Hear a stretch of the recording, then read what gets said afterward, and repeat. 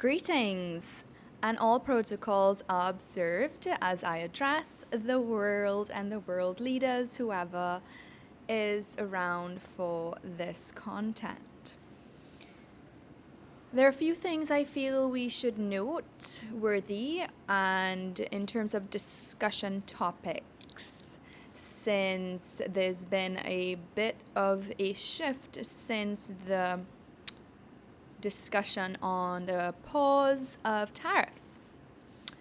Where we're at now, I feel it's important to remember in the luxury market, if we want to start there, that just because a product can be made in a country such as China with high quality and high standards, as they have worked very diligently to build back a reputation that was once considered peasant-like. And I feel so that sometimes when you criticize or put someone down, it does give them fuel to want to work extra hard to prove themselves. And while we respect China and its initiatives and that they make most of the products that we as consumers and creators use, it's important to be aware that people who associate with brands will still want to buy a certain brand because it is a network.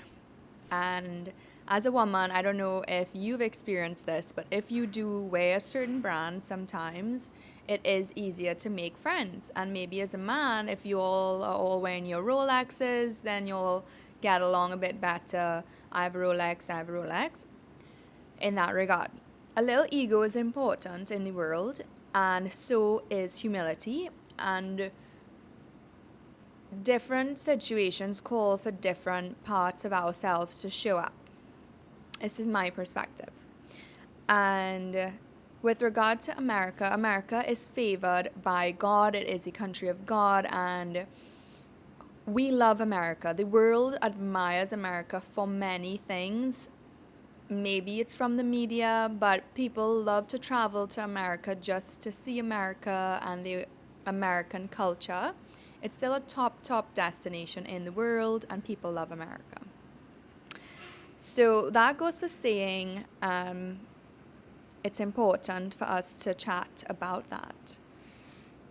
And Trump is one of the favorite presidents in the world right now, and it's just reassuring for many people to feel that he is in charge of hopefully the next 8 years. And it's not easy having to cancel out and transition from the previous administration into a new administration in cleaning things up. It takes a lot of work and a lot of people to do that, and also to create new routes for economic growth and in supporting entrepreneurial capitalism. Americans have so much going on. They're great people and great events, great education, real estate, community, and much more. So there's nothing to discount there through this transition.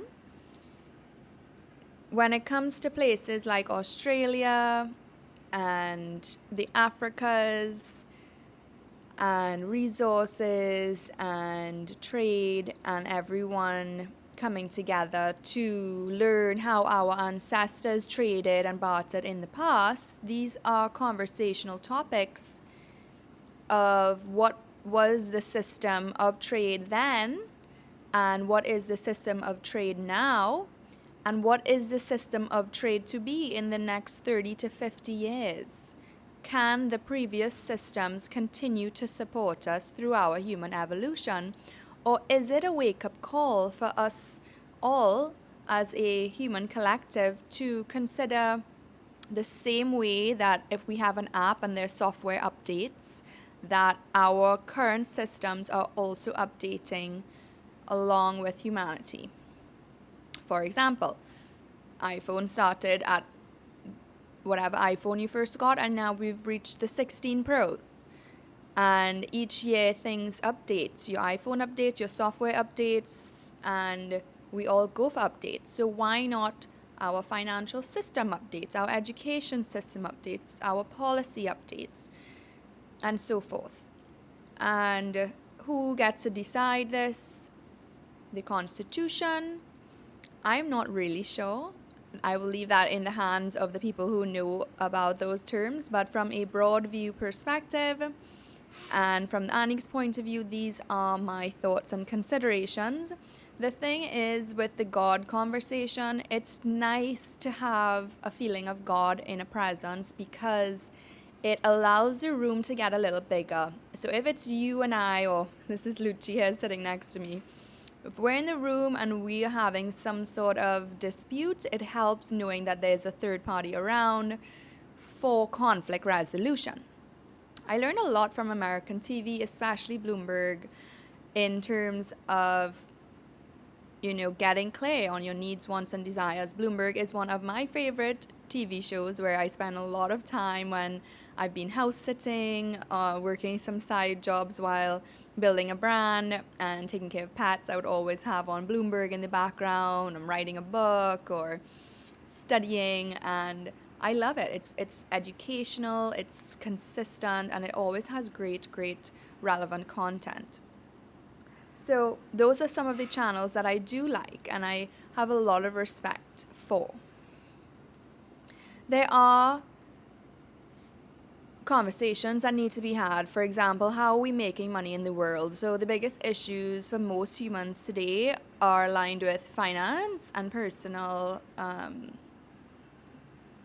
mental health. And in the finance world, think about how easy it is to completely demoralize yourself to make that extra money.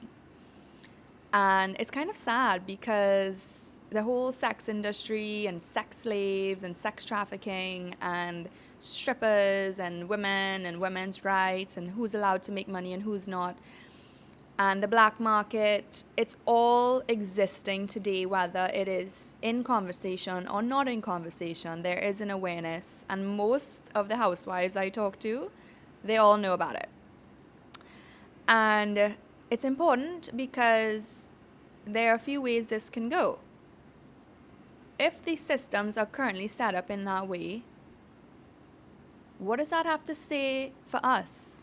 That we can't create a more productive system to make money other than in sex?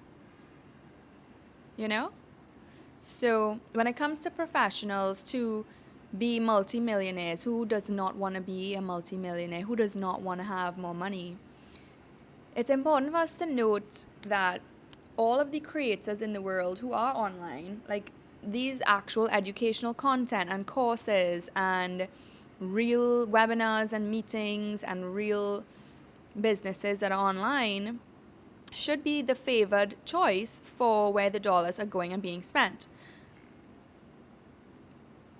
When it comes to male spending versus female spending, we can see a direct difference in values of how money can be managed, spent, and whatnot, and what is a priority and what is not. And that is where these discussions continue with the financial literacy education that's important for all of us to be aware of.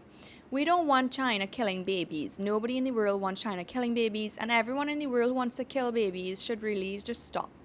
I mean, find something more productive with your time to do that's creative. And you'll probably enjoy it more, If you want to play on your video games, your war video games, go and play with that in the virtual world, not with real life and humans, So that's Annie's perspective for today. I hope you enjoyed this chat. And like always, big respect to you all. You're doing an amazing job. Keep it up.